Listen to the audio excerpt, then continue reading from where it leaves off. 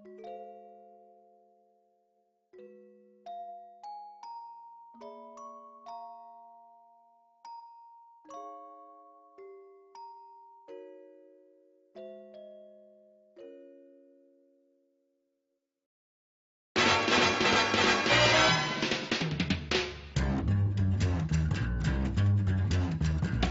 think it's time to blow this scene. Get everybody in the stuff together. Okay, 3, 2, 1, let's jam.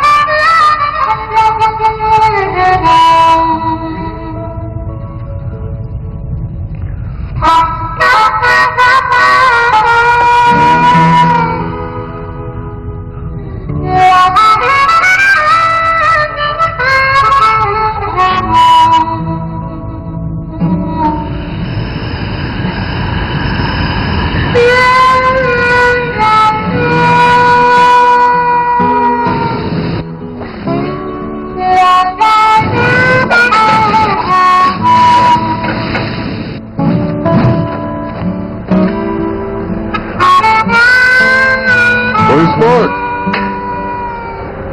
Pakain na tayo. Malapit na ako matapos. Ano bang niluto mo?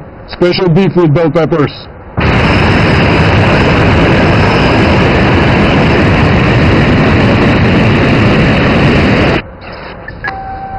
Siya si Asimov Solensan. Siya ang susunod natin target. Teka, Jet, sandali lang. Isa siya sa malaking isda ng sindikato. Nag-ooperate siya sa lahat ng asteroids. Akala ko ba beef at bell peppers? Ang pangalan niya Asimov Solensan. Hindi ka ba nakikinig sa akin? Jet, alam mo naman siguro hindi mo pwedeng isali ang salitang beef sa isang pagkain walang karne. Oo, Spike, pwede. Sinabi ng hindi! Pag wala na kapera-pera, pwede yun! Teka, anong nangyari dun sa 1 million bulong na reward natin sa huli nating target? Ang paggawa ng cruiser na binagka mo. Tapos repair bill ng shop na winasak mo. At saka medical bill ng pulis na nilamog mo. Nagtatalo ka pa! Noong isang araw, nagkaroon ng shootout sa pagitan ng grupo niya at mga miyembro ng kalabang sindikato. Pinatamaan niya ang kanyang mga kasamahan at tumakas. Ang balita, nagtatago siya ngayon sa Tijuana kasama ang babae niya. Mga pipitsugin lang ang nagtatago dun. Pero ang pipitsugin yun ay nagkakahalagang 2.5 million. Wala akong gana. Walang gana? Alam ko kasi sa Tijuana malinamnam ang karning baka. Attention, please. You will soon arrive at the gate. We look forward to serving you again.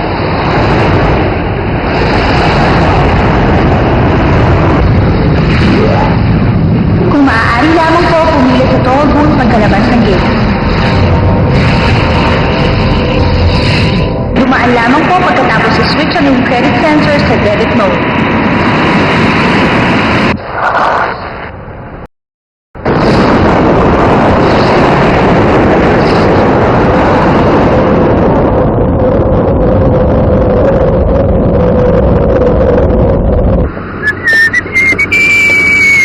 Pupunta ako dyan pagkatapos kong kumuha ng mga clue sa mga pulis. Sige lang. Punta ko na lang muna si Tandang Bull. Pagkakatiwalaan ba yung kurang na yon?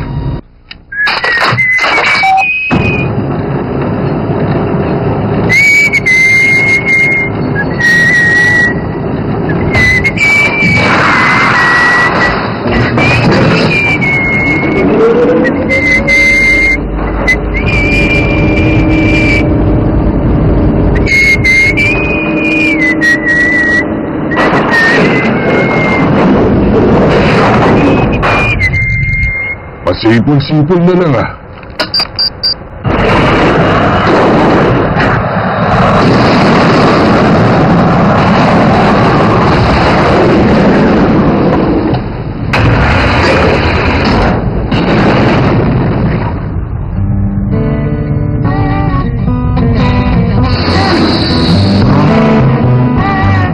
Magnanakaw!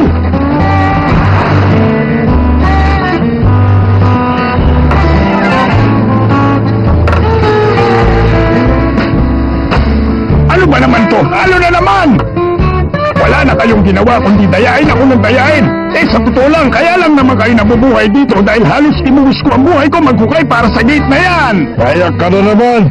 Kung natatalo kayo na sinasabi mo, sama-sama naman tayo naghukay para sa gate na yan ah. Tama ka. Naghukay tayo nun na parang wala nang bukas. Basta nandagaya pa rin kayo!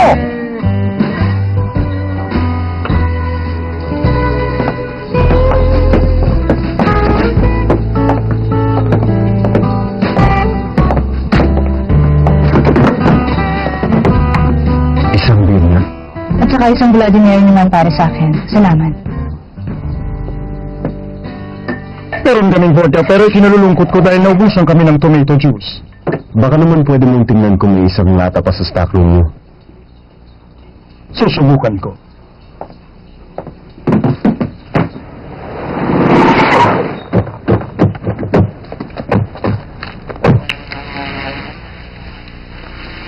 Primera klaseng bloody eye ito.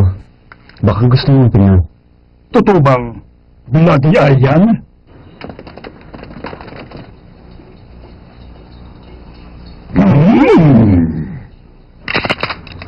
Duda pa rin ako sa kalidad nito. Patunayan mo muna sa akin.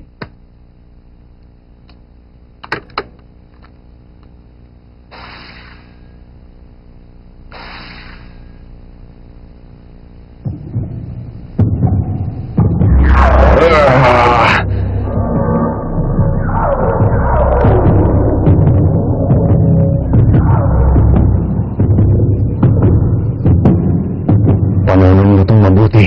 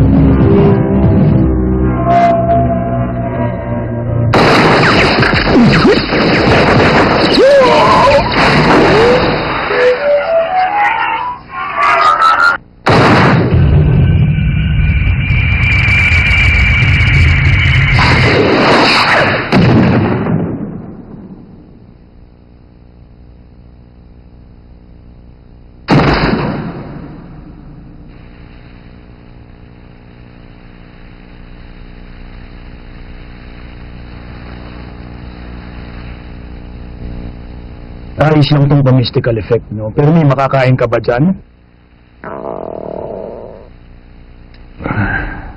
Mukhang wala. Isang coyote na pula ang matang magpapakita sa hilagang dulo. Yan ang nakikita ko. Isang coyote na pula ang bata sa bayan? At ikaw, ibong lumalangoy. Ikaw ay makakatagpo ng isang babae. Ang ibon ay hahabulin ng babaeng ito. At pagkatapos, kamatayan. Yan naman. Anong na naman? Minsan na akong namatay. Babae rin ang pumatay sa akin. Masyadong mababa ang tingin mo sa mga babae. Hanggang sa susunod. Naway patnubayan siya ng wakantang ka.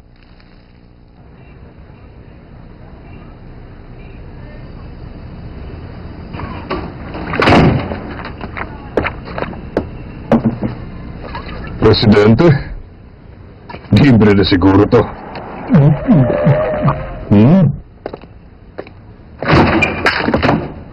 Naku naman! Mukhang todo ng pagwawala ni Asimov ah! Sinabi mo pa, kailangan kumilos na tayo bago malerto ang mga pulis. Eh kung ipaubaya na kayo natin siya sa mga pulis, total ginagamit niya naman yung mga eye traps! Talo tayo dito! Sinabi ko naman sa iyo, di ba? Mayayari tayo pag hindi natin mabawi yung shipping ng Bloody Eye na yun. Pero naman! Hoy, pwede ko bang malaman ang mga detalye?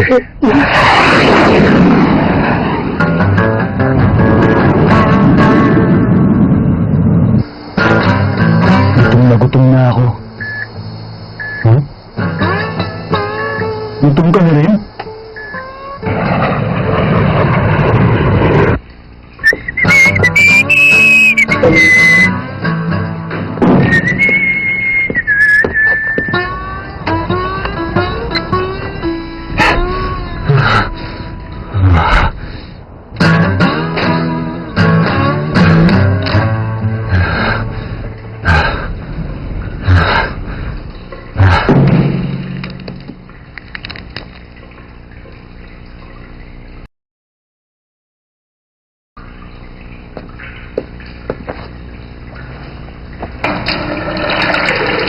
Mas maganda kung iiwanan ng bumubuhos ang tubig. Kundi magbabara yan.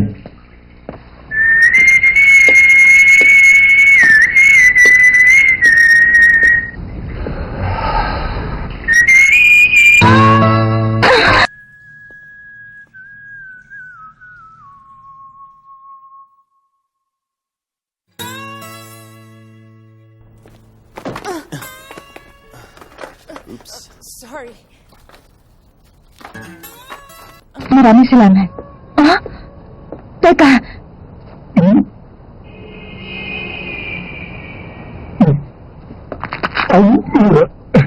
yak! Ayoko na yan. Sa'yo na lang yan.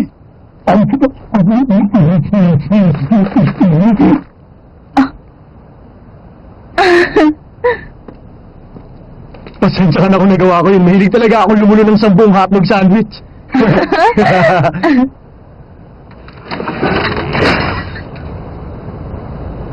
Ang ganda naman ng fighter mo. Lumang model na yan. Halos 10 taon na kami magkasama. Sa tono mo ka marami na kayong napagdaanan. Yung biyahe kasi ko kung saan-saan. Ang totoo niyan, isa akong traveling magician. Hindi ko alam kung kailan ka seryoso at kailan ka nagbibiro. Hindi lang ikaw nakapagsabi niyan. Nakapunta ka na ba sa Mars? Sa Mars ako pinanganak. Kompleto sila lahat doon. Kumpara sa lugar na to, mas maraming tao nakatira doon. Mas maraming bagay na makikita. Masarap siguro ang buhay sa Mars, ano? Kung mayaman ka. Kung ganun, natitiyak kong magiging masaya kami doon.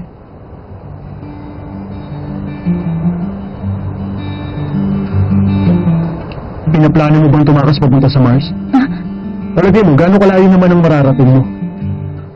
sino ka ba? Isa lang naman akong hamak na cowboy. Isa kang bounty hunter. Ang galing mo ah. Huhulihin mo ba kami? Mukha kasing hindi nakakayanin ang kasama mo. Hindi ako pumapatol sa mga walang kalaban-laban. Mabuti kung ganun. Laban-laban na.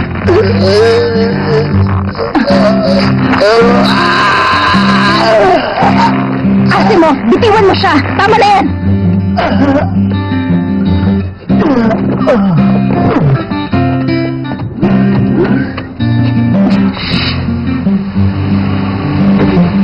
Paalam, cowboy.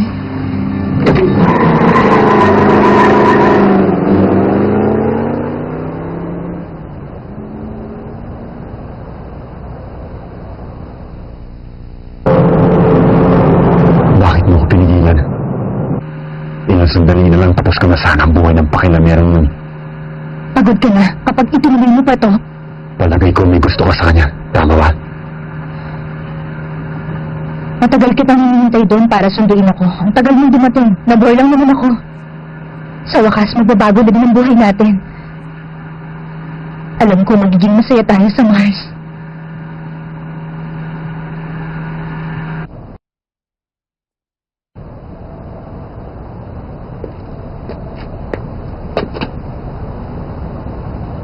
Sarap naman, nakaidlip ka pa. Ang ganda ng panaginip ko. Masaya ako para sa'yo. Ang mabuti pa, balik mo na tong swordfish sa bebop. Doon mo na pagpatuloy ang pangangarap. Suko na ako dito. Napakahirap niyang hulihin. Wala tayo pag-asang manalo dito. Nung tinakas ni Asinov yung sindikato nila, may ibang bagay pa siyang isinama. Ninakaw niya lahat ng primera klaseng illegal na eye drops na ginagawa ng sindikato nila. Alam mo bang 2 buwan ang kailangan para makagawa ng isang vial nun? Nagkakagulo tuloy silang lahat. Sinubukan nilang habulin pero mga bangkay na lang ang inaabutan nila. Gumagamit din kasi si Asimov nito. Nung eye drops na kung tawagin nila bloody eye.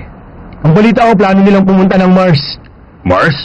Pero bago, kailangan muna nilang ibenta to. Teka, Nakuha ko ito mula sa bulsa niya.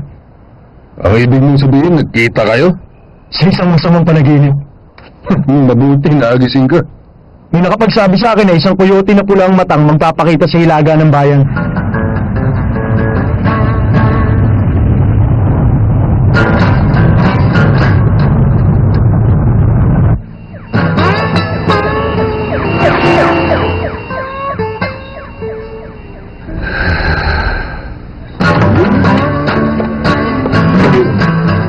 Ano ba naman to? Talo na naman ako! Wala na kayong ginawa kundi dayain ako ng dayain. Sa totoo lang, kaya lang naman kayo nabubuhay dito dahil halos imuwis ko ang buhay ko kasama ang mga kaibigan ko para magtanim para may makain ang lahat. Oo, at kabi kaibigan niya. Naalala ko ba yun? Kung magtanim tayo para walang bukas. Kung alam ko lang, tinitiyak ko iba mga tinamnan mo.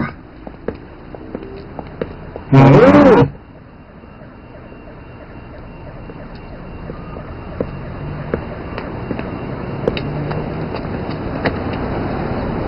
Meron ba kayong Bloody Mary? Beer lang ang meron. Meron akong tomato juice. Magkano? 300,000 mulongs. Kung kukuha ako ng 50 peraso. 15 million mulongs. Nagmamadali ako. Kung ayaw mo, ibibenta ko na lang sa iba. Ipakita mo sa akin. Ano? Ito bang hinahanap mo? Alam mo ba kung magkano ang presyong nakapatong sa ulo mo? Ano? 2.5 million wulong sang naman ang bounty mo. Cheap lang pero mapagtsatsaga na rin. Mukhang nagulat ka. Mukha kang maskot sa suot mo. Akala ko ba hindi mo kami huliin? Wala kasing thrill na habulin pa mga pipitsuging tulad mo. Kaya ba pag nanakaw na lang ang inaatupag mo? Isuli mo sa akin yan. Walang problema. Kung masasalo mo.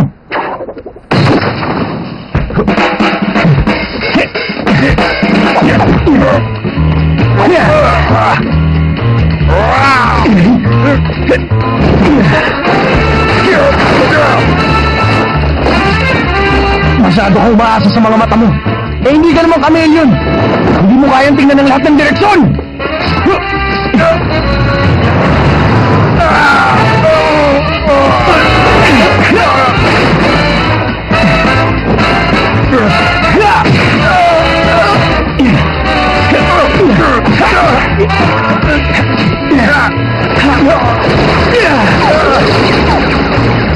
Paksa tayo! Ano sila? Bilis! Doon na punta! Sino ka pa? Huwag kang gagalaw! Huwag mo magkakakilos ng masama!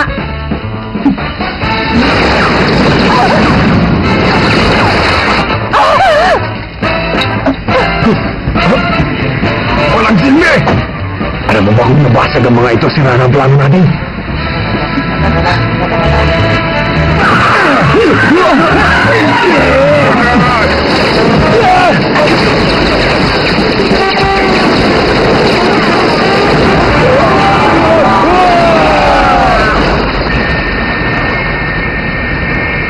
Umabot ba ako? Hoy, Jet! Bakit ang tagal mo? Lagot!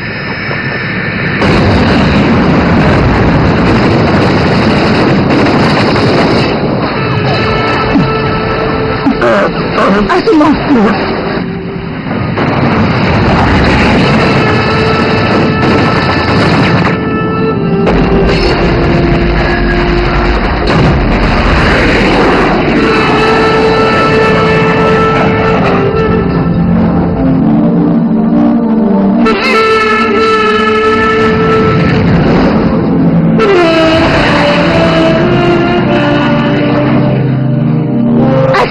Tama na yan! Baka ma-overdose ka!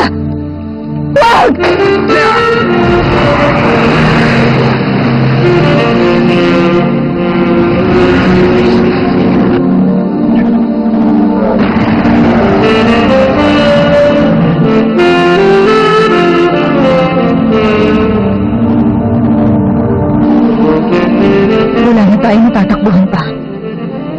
Wala nang paraan para makatakas.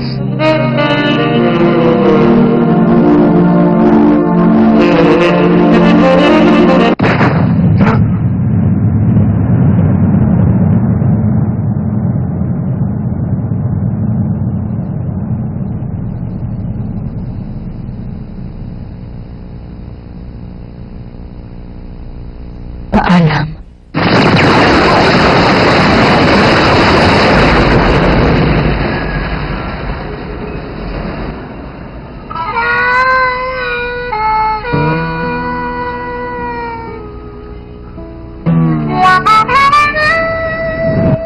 Hey, Spike! Kakain na! Huh?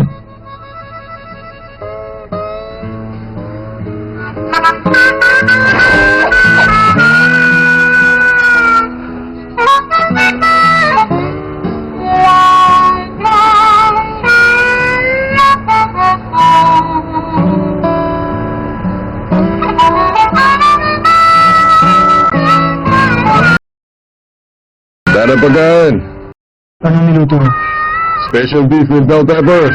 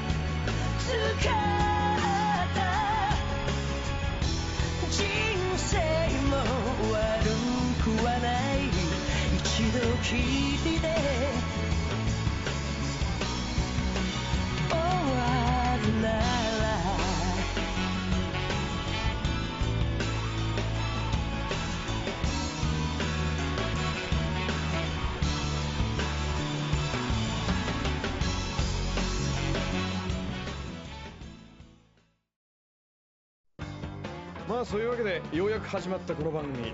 どういうわけだよ。来週は思い切ってファミリーアニメに大変身だ。そんな話だっけか。愉快な動物たちが大暴れ。何？と言ってもムツゴロウさんは出てこないぞ。動物好きの子供からお年寄りまで。おいちょっと待てよスパイク。みんな揃って見てくれよ。そんなこと言って本当大丈夫か？俺知らねえぞ。でもここで一つお願いがあるんだ。良い子のみんなはテレビから離れてみてくれ。お前な1キロぐらいな。離れすぎだよ。800メートル